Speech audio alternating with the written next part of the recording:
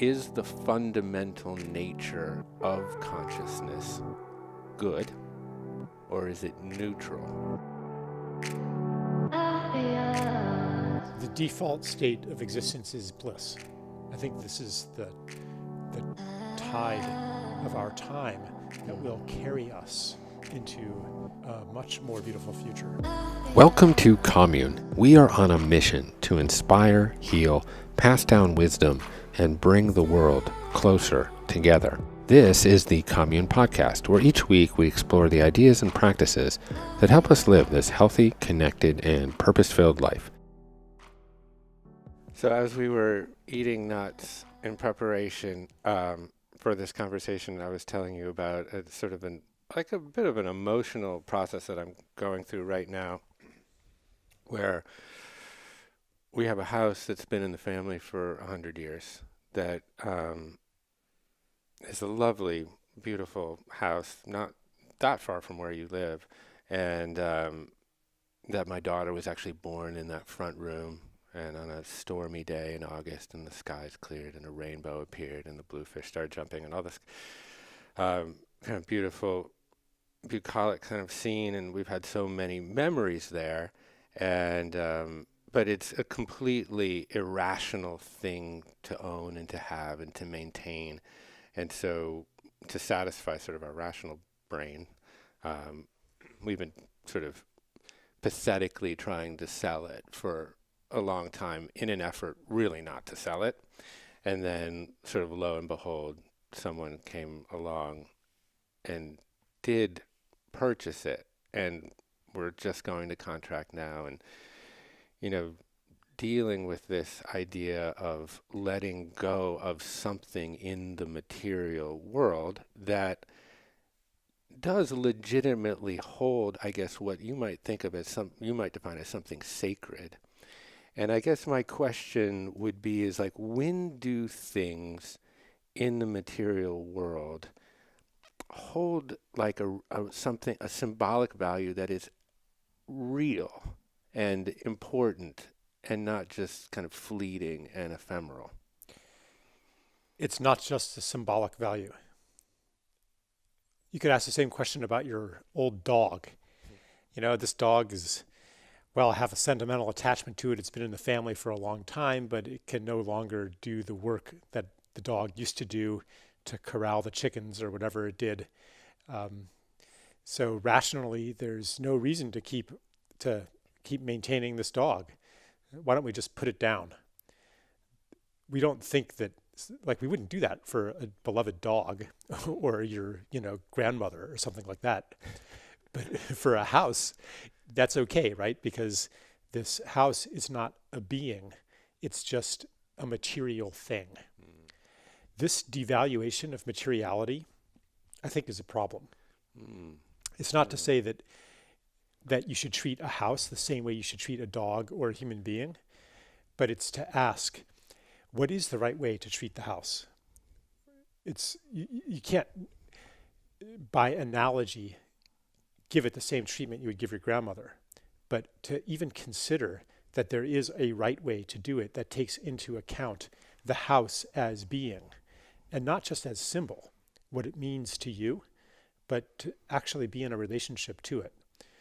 And what I was proposing to you before is that you understand this potentially as a breakup, like a breakup with someone that you really love. And how do you go about that breakup, and why would you break up with somebody? Maybe you are ready to go your separate ways. But I think that whether or not, and maybe you're not ready to break up. Maybe you realize, but either way, if you do understand it as a breakup, then you'll be able to go through whatever ritual or process you need to so that you feel okay with it. Right. And I suppose that my individual plight, my petty little life, is just, a speck on the top of a pinhead.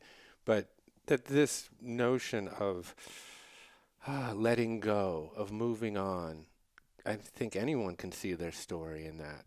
And is there ways to essentially instill these things with meaning. And I like, for example, you talk about something, inanimate objects or material objects, that we can sort of almost toss them away as if they don't really matter. Hmm. But actually, they have a life to them, right? So, how do we, what is that process of grace in a breakup? I think it's a pretty bad habit to treat the material things of the world as if they don't matter. Yeah, Because collectively, as humanity, we are now treating the planet as if it were some material thing that doesn't matter. right. And this ideal of the separate self kind of floating above materiality, and yeah, I moved from this house to that house, and I'm not attached. I'm not attached to this thing. I'm not attached to anything material. This is a conceit. This kind of independence is a conceit, because you could apply it to human beings too. And there are, I think, distorted spiritual teachings that counsel us to avoid attachment. But I think that to avoid attachment is to avoid being fully alive. And that real life isn't about protecting yourself from the pain of loss, but it's really going in there and fully loving, and knowing that you're going to lose everything that you love, and being willing to go through the grief of that. Ooh, yes. Then you've lived. Yes. I read that Eric Fromm wrote something about this, which is like, there is a way not to grieve, but the only option not to grieve is also not to love. Yeah. And who would want that life? And then, but then that brings up something for me that I really have been grappling with, and I talked about it with your wonderful team around the table too late into the evening last night, which is this notion of non-attachment, and that on some level that, and this is, speaks directly to Buddhism, I suppose, that, we are all constantly distracted by desire, and desire, this sort of incessant desire, is at the core of suffering. I'm like fidgeting around in my chair just to always kind of elicit some sort of pleasant feeling, all the way up to like, I need my McMansion in the hills. And that essentially you can cultivate practice to sort of separate yourself from this desire and find what I guess one might call consciousness, something outside of your thoughts, feelings, objects that you perceive through your limited five senses. And that then in this kind of seat of the soul, in this true self, there is this awareness. And one of the things that I have been trying to grapple with is this. Is the fundamental nature of consciousness good, or is it neutral?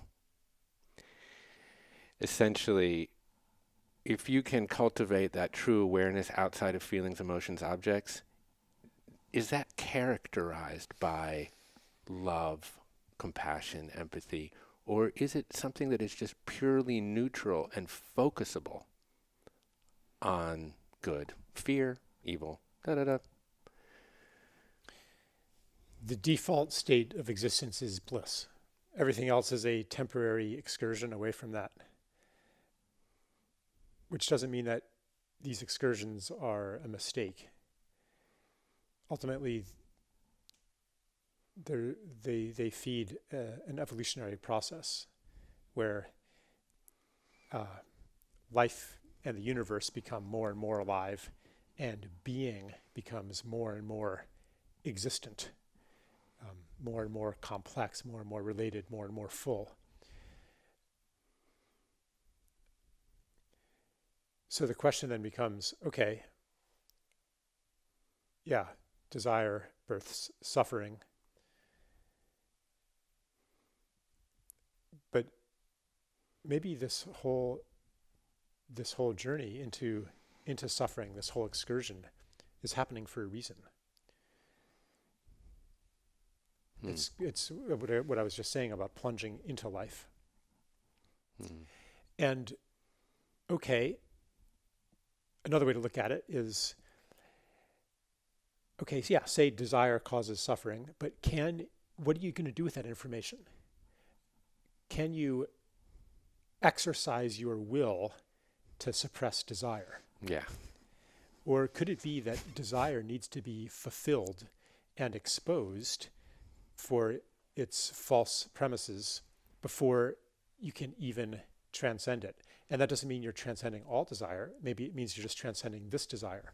I think that the problem isn't desire. The problem is that the primal energy of desire gets diverted onto false Yeah. objects that don't actually meet the desire, like the McMansion in the hills. Right. What's the real desire there? It's probably not for the McMansion in the hills, because if it were, you would live happily ever after if you had that. Yes. But the same hunger that is grasping for the mansion in the hills isn't satisfied by the mansion in the hills. Right. Yeah. Maybe what it really wants is the feeling of being at home in the world. Right. But don't know how to get that, don't even know what that is, so I'll go for the mansion. But maybe even to realize that that is what I wanted all along requires that you first get the mansion. Yes. Yeah. Yeah.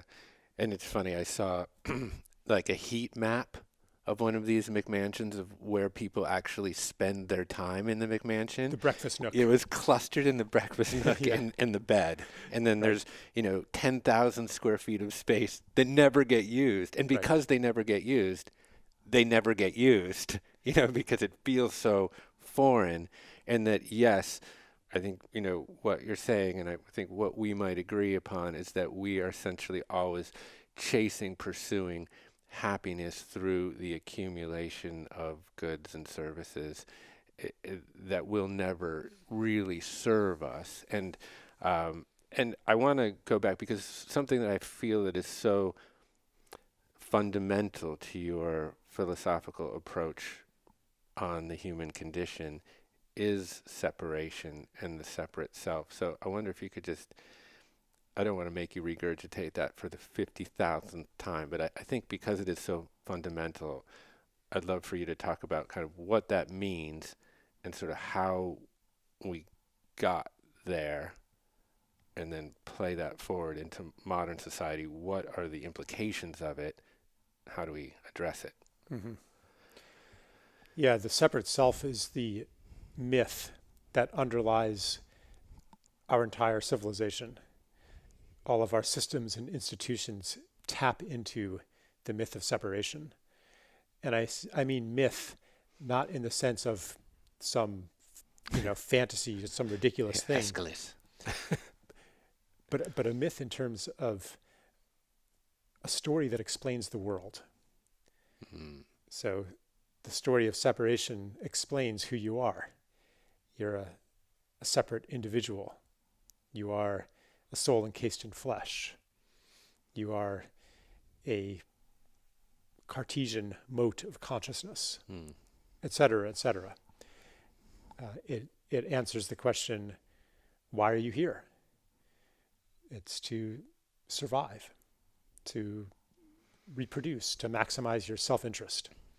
There's really almost no why you're here in this story.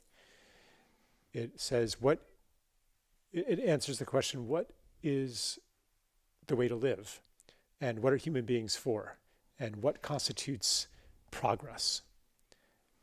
And it is that humans are separate from nature, destined to rise above nature, to dominate nature, to transcend nature, to harness natural forces, to someday no longer need nature.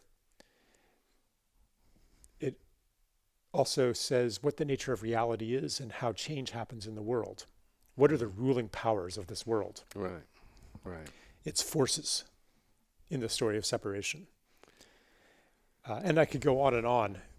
And often what I do in my work is I say, okay, how exactly does that basic paradigm inform our medical system or our economic system, Right. or our spirituality or our politics? And you can see the traces of separation in all of these institutions. Yes. I suppose one could trace the sort of evolution of the notion of the separate self to various inflection points in history, from, forager to agricultural revolution 10,000 years ago, and surplus and primogenitorism, and this is mine and not yours. Right. Division of labor, social classes, money, writing, technology, et cetera, et cetera. Yeah. Right. And do you feel that essentially, and this is something I've been also grappling with a bit, which is that the Enlightenment, which essentially has been the most influential philosophical movement into that sort of governs modern life, that essentially has sanctified the virtues of the individual, that the individual should decide who governs, that the customer is always right, that beauty is always in the eye of the beholder, like all of these things that consistently sanctify the individual's point of view, that the individualism, freedom, that increasingly gets defined as my ability to own property and to like accrue,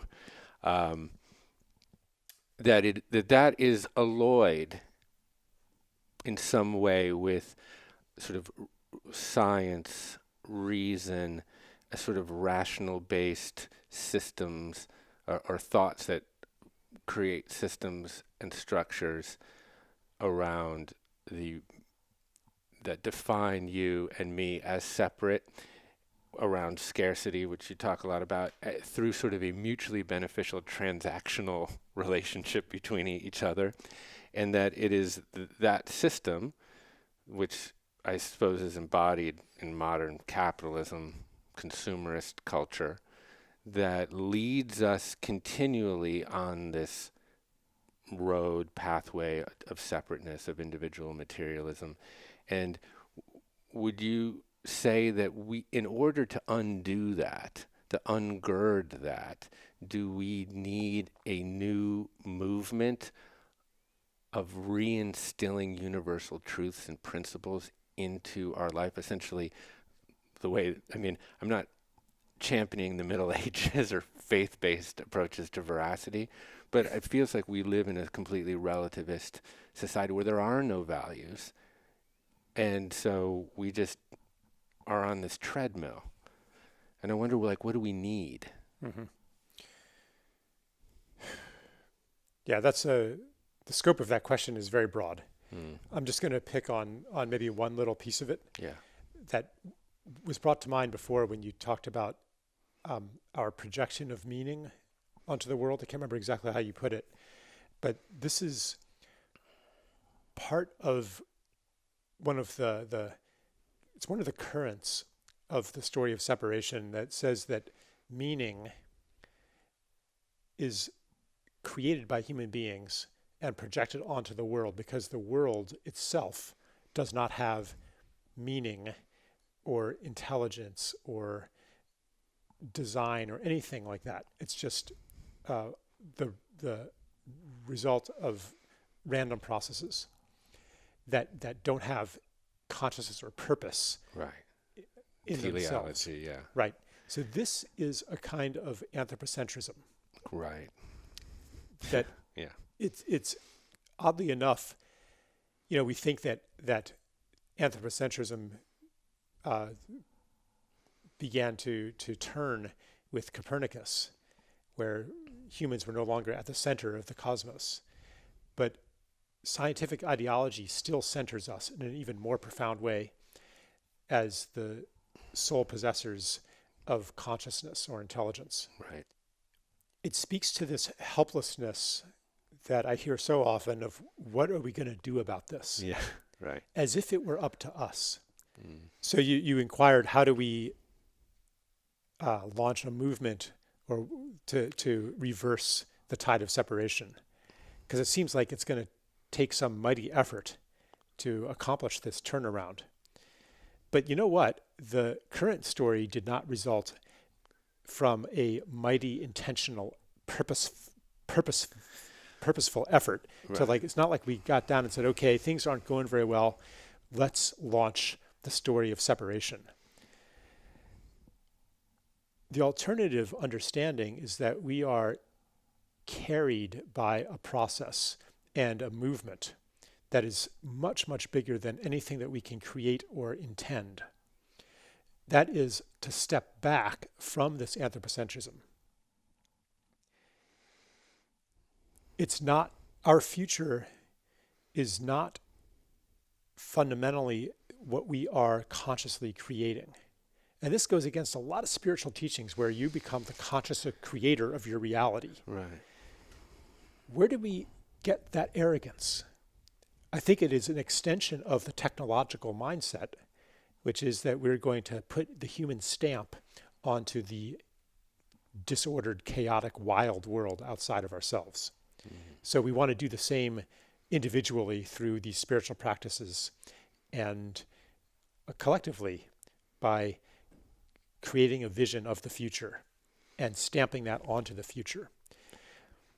I think that's just as necessary as it is for a fetus, a baby is being born, to make sure that that birth happens. It's not that the fetus has no role. It's easier to give birth to a live baby than to a stillborn because the livingness of the baby responds to the contractions, the birth process of the mother. And that response is itself part of the process. So right now, like a baby being born, we are subject to what we experience as titanic forces.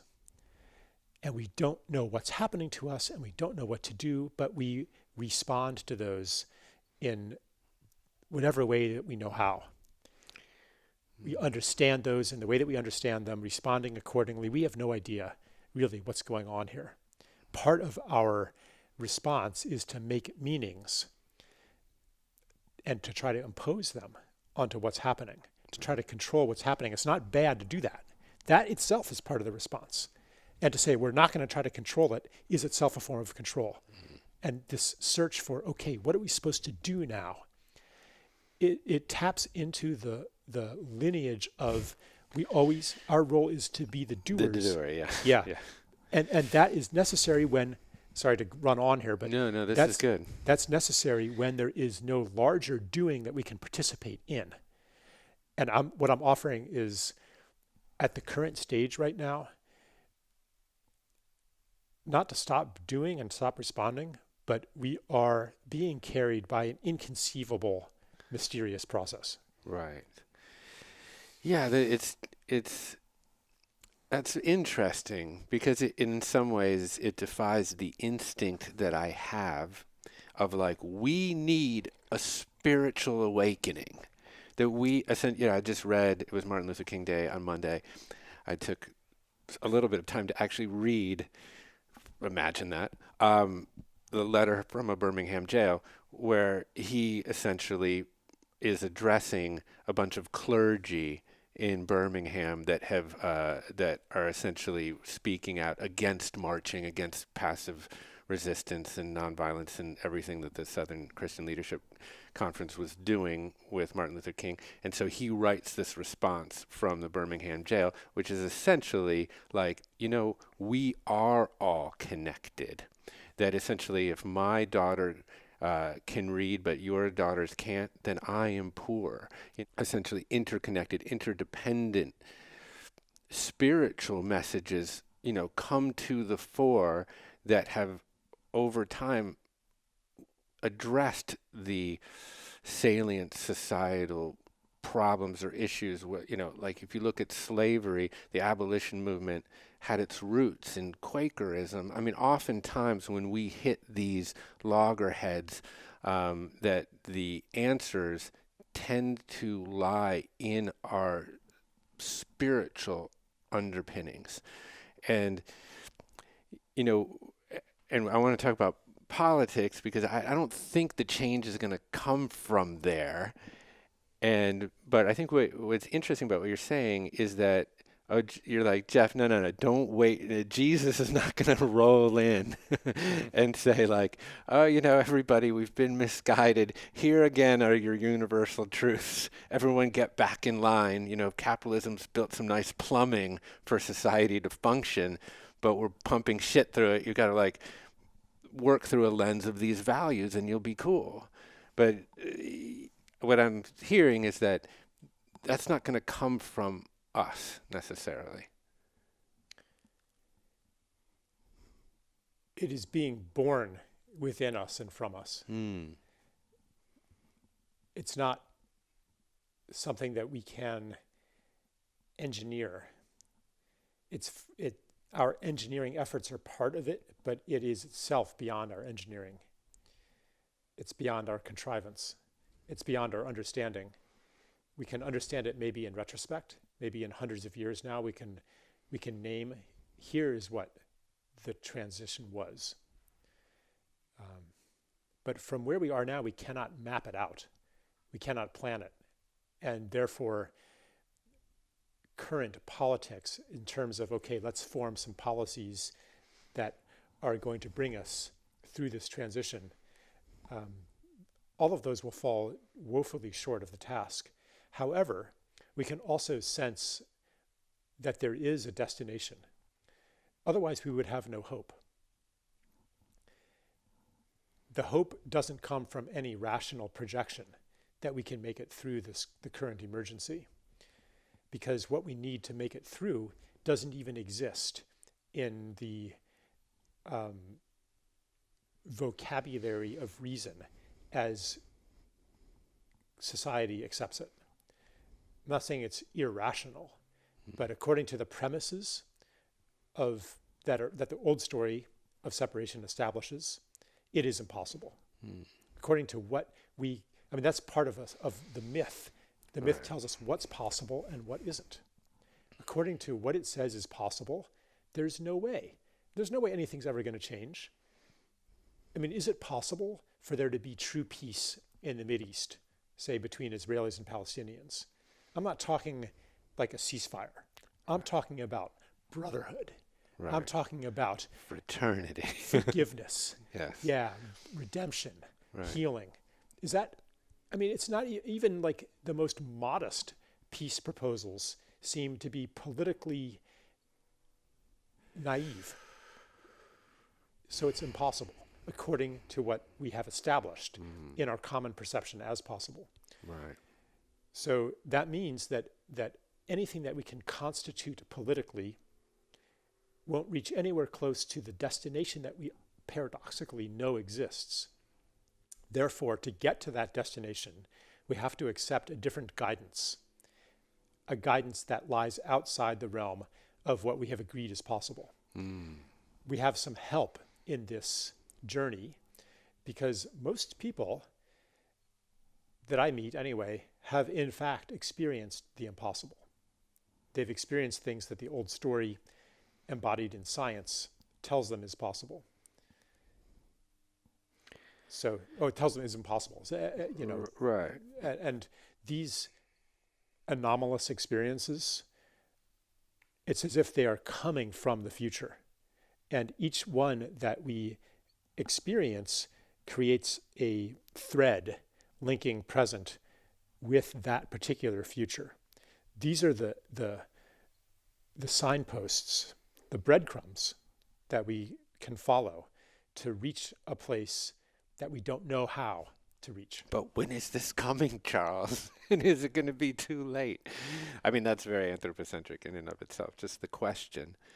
And I suppose, I think, from what I'm hearing is that not to discount the millions of people's lives that would be affected between, let's say, a Donald Trump presidency and an Elizabeth Warren presidency, that there are minimum wage and healthcare and, essentially millions of people's lives that would be affected that I don't want to discount. But you might say that we're talking about very narrow goalposts that separate these two figures, even though their countenance couldn't be more different at some level. And that the the new story will emerge outside those narrow parameters, sort of, you know, from MSNBC on one side and Fox on the other Right. side. It would be like, tight little parentheses. Right. Yeah. Outside that, I mean, politics, that spectrum from right to left is a one-dimensional spectrum. Right. Yeah. So the the future that we want isn't only outside that those two poles, but on the same axis. It's totally in a different dimension. Yes. The things that need to happen are not even considered political issues. Right. It's Yeah. sort of essentially spiritual issues, potentially. Or they could be, you could see them as being part of a different kind of politics. But we talked about this in the course, what's left out of the conversation when we define the issues as being a certain set of positions. Right. Like, Obamacare, should it be repealed or not? Well, what gets left out is the entire universe of holistic and alternative treatments. I mean, we don't question the healthcare system itself. It's just kind of like who pays for it. Mm-hmm. Or if we're talking about education, more or less public funding, does that even consider the question of school as an institution of the industrial age to train people to be compliant, obedient factory workers? Or if we're talking about, we can go down the line. Like I think the most important issues today are not really discussed because the spectacle, the froth, and controversy mesmerizes us. Yes. Yeah. Yeah, I think Marianne Williamson says we keep watering the leaves Mm-hmm. and not the roots. It's not that we're not interested in exhuming the roots, but I don't think, and this is certainly not what mass media is interested in. So it needs to be sort of a self-propelled journey to look deeper.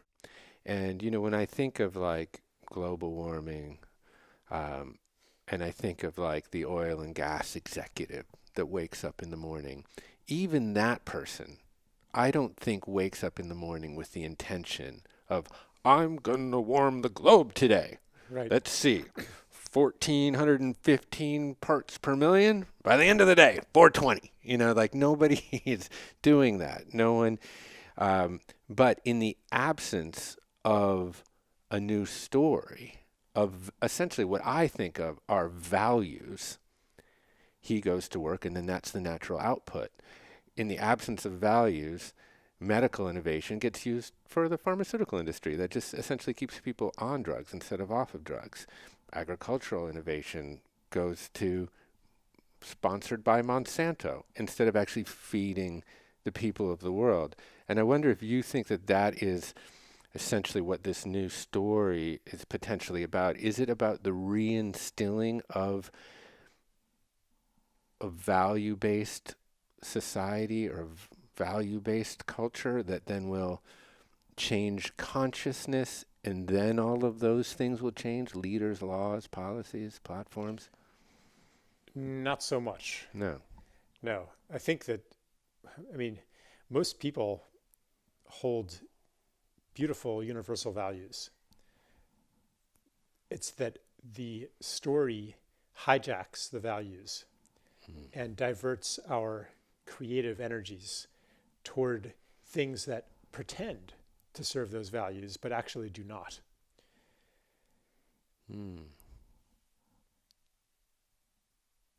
Yeah, and it's true that values also do evolve and deepen over time.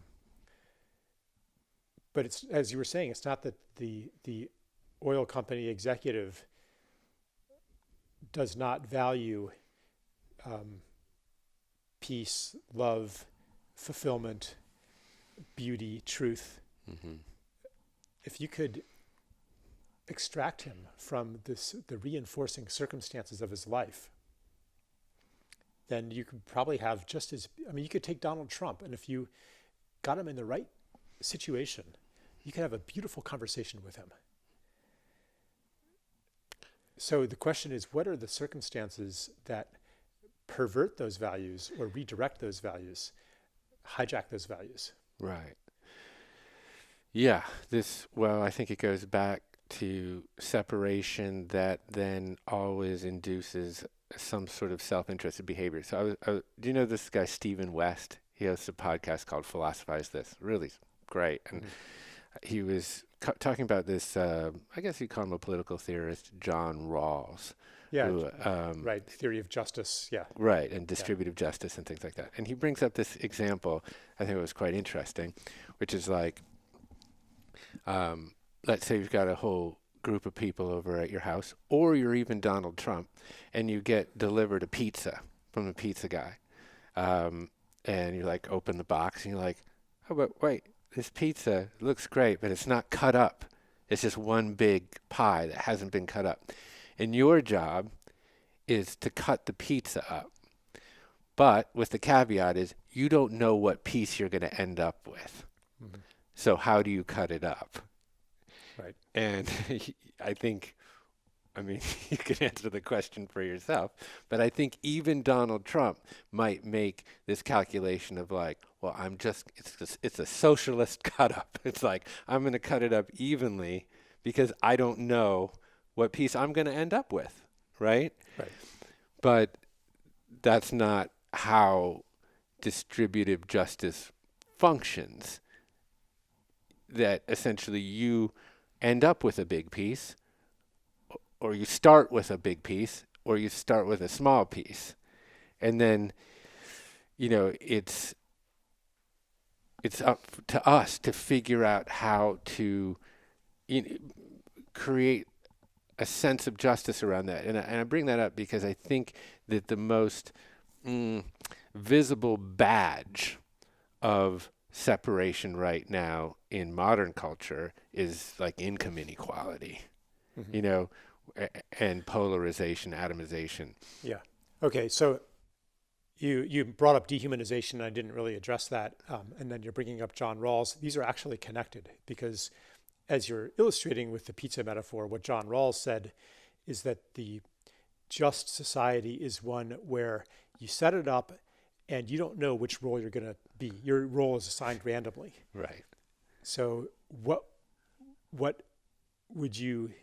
society would you choose knowing that you don't know who you're going to be? That, and it's a very beautiful idea. Yes. And it taps into the understanding that we are all on some level of equal worth, that everybody should have a fair lot. Right. And that somebody who's in some miserable sweatshop doesn't deserve that any more than you would deserve it. Like you're not better or worse than any other person. Dehumanization is a necessary, I would even call it a prerequisite for an unjust society. You have to have some way to explain to yourself why someone deserves to be a slave, or why it's okay that this person is working behind the counter at Sbarro, and I'm, getting on a first-class flight to Tahiti. Like, right. Otherwise, the incongruity of that is disturbing. Yeah. So dehumanization is necessary for an unjust society to operate. And the habits, one of the big problems, so if we accept that dehumanization is at the root of a lot of our social problems, and it's certainly at the root of warfare, it's again universal. You have to dehumanize the enemy, demonize the enemy even, associate them with evil in order to justify bombing them and killing them. Right. And this pattern of thought, this habit of perception called dehumanization, is so pervasive that people employ it even in service to healing the effects of dehumanization. Yeah. Like So they employ dehumanization as a way to arouse hatred and indignation at those oil companies. If I were one of those executives, I wouldn't be doing that. I wouldn't wake up in the morning feeling good about my work. I wouldn't sacrifice the future of the whole planet for my own greed. Like you muster a story like that, and then you get people really so riled up at this diabolical enemy that they will do anything it takes to tear them down, and the problem is solved. So it taps into the belief that the solution to a problem is to kill something. That is also characteristic of modern medicine and modern agriculture, and even to some extent modern spirituality. So you can see like how all-encompassing this way of thinking is, and therefore how deep the revolution is that we want to undergo. Right.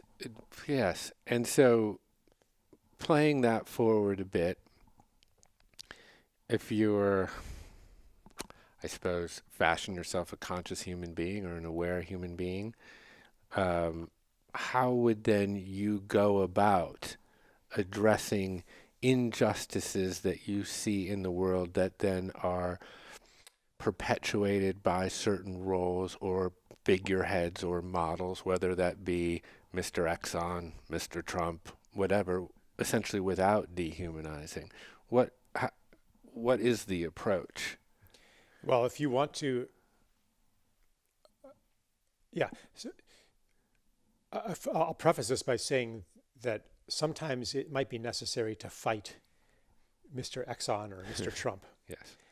But even if that's the case, your fight is going to be more effective if you actually understand this person and why they're doing what they're doing, rather than abdicating any attempt to explain it by saying, well, they're just bad. Right.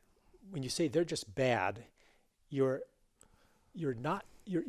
resisting any attempt to explain, to understand. There's no understanding there. It's a substitute for understanding. So even if you are going to fight them, demonizing them in your own mind is a liability. Right. And it also forecloses any possibility of any other response besides fighting. But if you understand, what is it that makes a Donald Trump? What are the totality of circumstances that causes the fracking executive to do what he's doing? Right. Then you have other options besides defeating that person. You can also maybe find some way to change the conditions. If you don't do that, if you don't understand the conditions that create a Donald Trump, and I'm not wanting to name him as the bogeyman here. Yeah, sure. I've never met the guy. He might, I mean, who knows? By many accounts, he's lovely in person. Yeah. But if you don't examine those circumstances, even if you do take him down, guess what? The circumstances are still there. You're going to get a new Donald Trump. Right. Or somebody, some new occupant of a role that is systemically necessary. Yes. I often hear this kind of nostalgia for Barack Obama, and then which also brings me to the point of like, actually, well, nostalgia actually means our pain, but that the good old days of like a leader that was graceful, compassionate, without controversy, but then of course the conditions for our current situation were essentially that soil was cultivated over that period of time. So it's not fair to be kind of looking at figureheads per se and saying and attributing human condition to various figureheads when you're not addressing the underlying root cause. But it's comforting. Yeah, it is comforting. Yes. There's a perverse comfort in ascribing the evils of the world to some evil people, even if they are these, ultra powerful Illuminati that you could never take down. There's still a comfort there because in principle, at least you know what to do. You know how to solve the problem. It's to take those fuckers down. Yes. But that vent, that outlet for the energy of not knowing what to do does us a huge disservice, because if we could stew in the helplessness and not divert onto a ready false solution, maybe we'd be able to actually find some real solutions.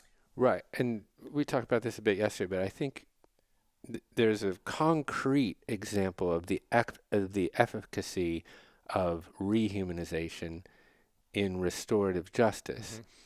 And maybe there is a restorative politics that can mirror some of the qualities of restorative justice, that addresses the harm done to the victim, is not just focused on punishment for the assailant, actually humanizes the assailant and tries to understand the conditions from which they came that led them to that behavior, that actually tries to create a direct communication between victim and assailant that is humanizing. I wonder how that could be done in politics, because there was a time when it wasn't as vitriolic, right? It's sort of like there's kind of a nostalgia to that too, where it was like a bunch of like cigar smoking plutocrats on the left, on the right, like having a drink in a back room, kind of just chumming, working its stuff out. Or the Rockefeller Republicans that were somewhat moderate. But now, there's so much vitriol, right? It's like so much atomization, fracturization, or fractured nature to debate. Is there sort of a model for, I suppose, restorative politics? I think that the warfare that we see among our political figures, it's an outgrowth of a more generalized polarization of society, or even a barometer of that. Yeah. So, yes, I think that there is a path toward a restorative politics. It involves rehumanization, just as restorative justice puts victim and perpetrator together and offers the opportunity for apology and forgiveness, offers an opportunity for each to really hear the other's story. That's what's rehumanizing. To hear your story, if I hear the story of why you locked me in the closet and starved me for 4 days when I thought I was coming here to record a course, like, I'm sorry. Well, that's how we got you up here. And then, of course, there's the reality of the torture chamber. But yeah. Right. But if I understand, like, your whole background, and I'm like, oh, I understand now why you did that, then there's a possibility of real forgiveness. Yeah. Real forgiveness is difficult. Real forgiveness is not an act of indulgence. That's fake forgiveness. Real forgiveness only comes through a meeting of the souls. And one way to do that is to tell your story and to have that story really be heard. So I think politically, we can do the same to create conditions, and starting at the grassroots even, not necessarily just the leaders, but starting at the grassroots where people can hear each other's stories. Then they can't dehumanize each other anymore. Yeah. Absolutely. Well, I think what it is, in some ways, we were talking about Hannah Arendt a bit, which is essentially, she would claim that essentially the conditions that lead to like authoritarianism, totalitarianism, are like a real sense for belonging that is missing, that there is no identity, so then you can roll in with a red cap and, fancy slogan and get people all riled up, kind of ratchet up the fear, serve up an enemy, and off you go.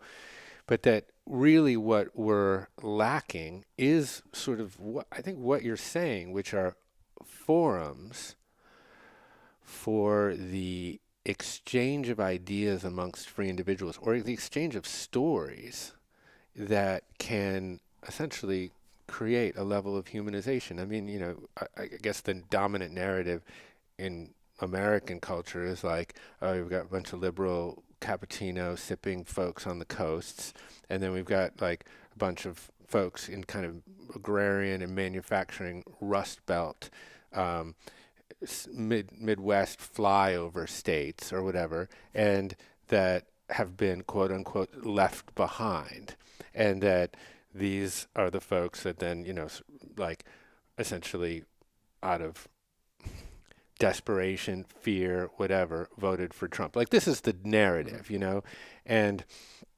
that are there ways to essentially create forums where people can hear each other again, because it's hard to hate up close. It's hard to hate up close.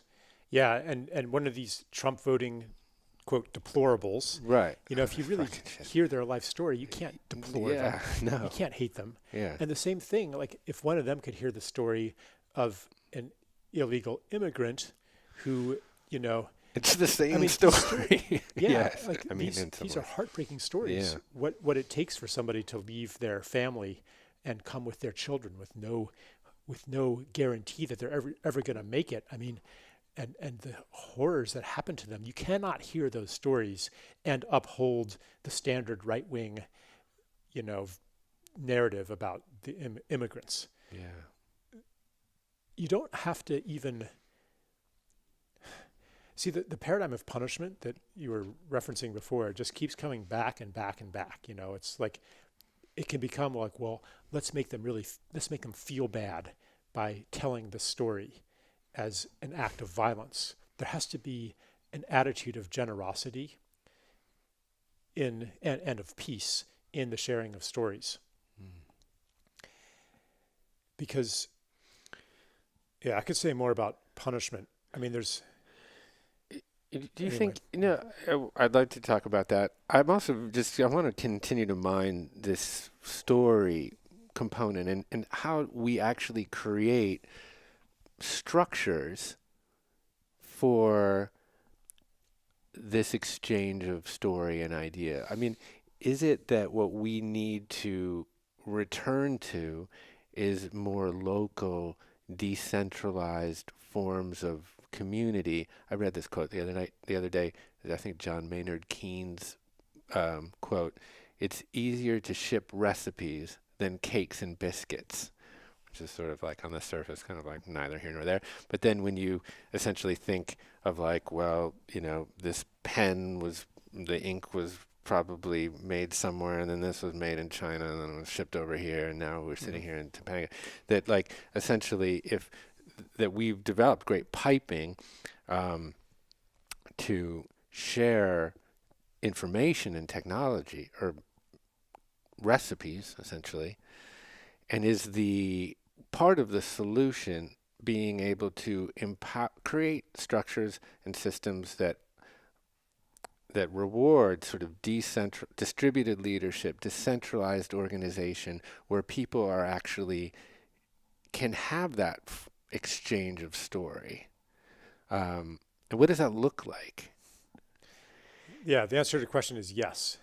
Yeah. As far as what does it look like? I mean, I look at models like AA. Yeah. That's a good one. The decentralization of production, and the distribution of production for most things makes a lot of sense and would certainly bring more connection and community and meaning into people's lives.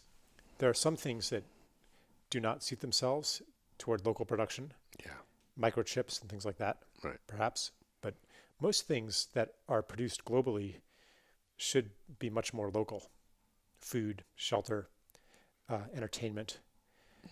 But I think there's another level too, that even the recipes should be more local. Right, yeah. Because they reference local conditions and, properly speaking, should come from local culture, which is not just a decoration on a place, but is actually rooted in and part of a place, even an outgrowth of a place. The culture is part of the land. The land is part of the culture. Yeah. So when you're talking about recipes, you're talking about a cultural product that I think also should be decentralized.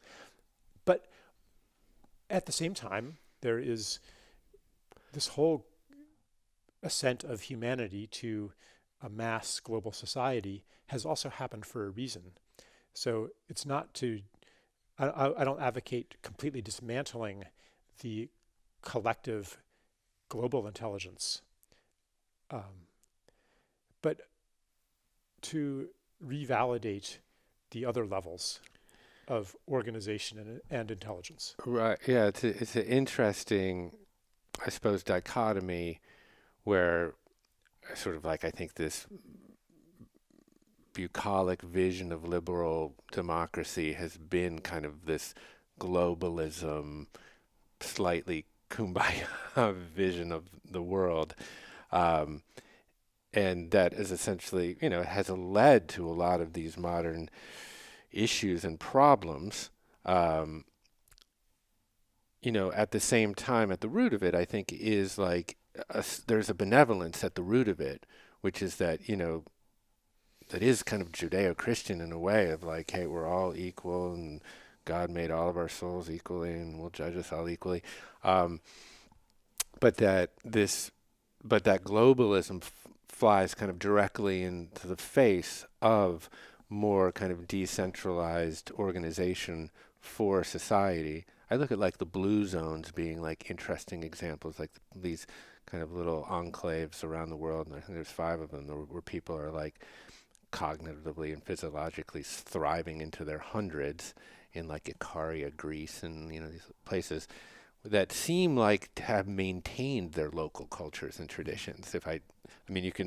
You can be like, well, they walk a lot and they have a good diet. All that thing's true too, but I think what you're saying is that they have maintained a sense of their own identity that isn't global. Right. Yeah. The point you were making about fascism, I think, is important. And it's also the same point can be made about consumerism, because a lot of excess consumption is an attempt to construct an identity using brands and things. So somebody who has lost the cultural stories that attach them to place and to community is a ripe target for consumerism and for fascism, because if you don't have rich multi-dimensional relationships with the people and place, you don't know who you are. And the fascist, or even Donald Trump, this is true of every party. They come in and say, here's who you are. Yeah. And if you are in that identity crisis, that's really compelling. Here's who you are. Here's a story that gives meaning to life. Yes. Yeah. And you're not going to examine it very deeply. There you go. I'll put that shirt on. Yeah, you put the shirt on. Put the fucking hat on. Yeah. Yeah. Because what else do you have? Yeah. You're disaffiliated. Right. You probably live somewhere else than where your family grew up. You don't work for the family business. You maybe don't even go to church. So if there is still a family business, that's right. a strong piece of identity, a family business. Yes. But how many family businesses have succumbed to, Dunkin' Donuts and Walmart and Amazon? Yes. Where you become an interchangeable cog in the machine. Yeah. I want to talk, to round it out, about a bit about regenerative agriculture, and its role in climate change. Some people don't like the word climate change. I don't know where you are in that. Paul Hawken is like, it's not about chance global warming. Stop using mitigating language. I don't really know. But because I met you through Ryland Engelhardt and the Kiss the Ground folks, and we actually did a course with them around soil and the carbon sequestration properties of soil. That honestly I thought it was like, this is a very philanthropic thing to do with them, and we'll put it on the platform, and it'll be like, look like we're fulfilling like our role as like a good social impact conscious company. Admittedly, it was a little bit of that. It was, and it was so popular. We had like 30 some odd thousand people sign up for that thing. I'm like, well, they're not going to be all farmers, obviously. But I wonder how you think about regenerative agriculture, how you understand it in the overall context of climate change and addressing it. Yeah. Climate change is another issue that my opinion is off the spectrum of opinion, which is defined on the one end That's your happy place. by catastrophe, and on the Yeah. other end by skepticism, Mm. or denialism, as you might call it. I prefer skepticism. What the This is one of my operating principles, is that in any polarized debate, the key to the debate lies in what neither side is talking about, or in the assumptions that they both share unconsciously. And one of them is that in the environmental issue, the most important thing to be talking about is carbon. So kiss the ground. I am a big proponent, enthusiastic proponent of regenerative agriculture. But for me, it's not because of carbon sequestration. It's because I understand soil as one of the organs of a living being called Gaia, or called Earth. Mm. I understand that without healthy soil, Earth will survive no better than you would survive without skin. Yes, it sequesters carbon, or helps modulate the levels of carbon in the atmosphere, but in my mind, more importantly, it helps to regulate the water cycle. Healthy soil absorbs rainfall that would otherwise run off and be a flood, and then as it absorbs it, replenishes aquifers and waters plants, trees especially, grasses, that then transpire the water into what would otherwise be the dry season, creating clouds, recycling that moisture as rain, extending the dry season. So thereby first mitigating floods, and then preventing drought. Someone was telling me they were in, I think it was Jamaica or something, one of the Caribbean nations, where in the recent hurricane, none of the villages that had intact coastal wetlands suffered any loss of life. Mm. It was only the ones where there had been development and wetlands draining where there had been catastrophe, because these wetlands, absorb the incoming water. And the same thing happens for land-based wetlands. So basically, what I'm seeing, and this is part of the basic mentality of warfare, which is that if you want to solve a situation, solve a problem, the first thing you do is you find the enemy, or you find the one thing to attack. Yeah. So carbon dioxide fits the bill. Right. It's one thing to attack. Better yet, it's quantifiable. So we can use all of the methods and mindsets of accounting to minimize a number. Yes. And I think that, as in any kind of reductionism, the important stuff gets left out. So I personally do not think that global warming per se is the biggest threat. I think that it could easily result from ecocide, from the destruction of the organs of Gaia that, just like your organs, help maintain homeostasis. Right. But we could equally see catastrophic cooling or catastrophic fluctuations. There's a lot more I wrote a whole book on this, so it's hard for me to summarize it now, but just as an example of the real issue being off the radar screen of conventional polarized positions. Yes. It's almost like you are a functional medicine doctor applying the theories of functional medicine outside of medicine on some level, like to climate, to politics, that always not really. I mean, it's not that the orthodoxy and the conversation up here doesn't matter, but that there is a root cause that really is the thing that needs to be focused on. And it's funny that I'm having sort of like minor epiphany right now about what you're saying, and like this regenerative agriculture course that we did, because my sense is that of those 30 some odd thousand people that signed up for that course, how many people are going to be a regenerative, like, agricultural farmer? 5, 3, 10, 20, 50? I don't know. But my sense is that it is that there is a thirst to feel a part of nature where people have felt so divorced from it. And I think that might have been the reason why they're innately drawn to this notion of connection, and don't have always all the resources available to get to that. Yeah. And I think maybe we could wrap up by saying that actually answers the question that you posed earlier. Like, what is the nature of this movement that will reverse the tide of separation? Yeah. And it is exactly this, it's reunion, it's reconnection, powered by what you're describing, this yearning to connect to nature again, to be part of the global reuniting of all that we have separated off. Yeah. All of the beings, all of the people, the races, the cultures, the living things of this earth, to come together again. I think this is the tide of our time that will carry us into a much more beautiful future. Yeah. Thank you for coming to a strange place called commune where there's no internet. Of course, there's internet here, but as you arrive here, you lose all signal.